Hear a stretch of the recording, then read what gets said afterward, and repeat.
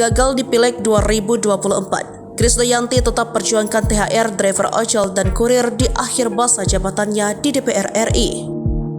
Meski dipastikan gagal mendapatkan kursi di DPR RI, Krisdayanti tetap bertugas sebagai anggota dewan. Diketahui Krisdayanti gagal di Pileg 2024, nasibnya serupa dengan anak Hermansyah, Tori Halilintar hingga Chef Arnold di pemilu 2024. Meski gagal, Krisdayanti rupanya komitmen dalam pekerjaannya sebagai anggota DPR RI. Terbaru, Krisdayanti ikut memperjuangkan THR untuk para driver ojek online dan kurir logistik. Hal ini terekam dalam postingan Instagram Krisdayanti Lemos 26 Maret 2024. Dalam ruang rapat Komisi 9, DPR RI mendengarkan penjelasan Menteri Menaker Ida Fauzia soal THR Idul Fitri bagi pekerja. Ia mengingatkan soal pemberian THR merupakan kewajiban perusahaan untuk pekerja. Hal ini tak terkecuali untuk driver ojol dan kurir logistik.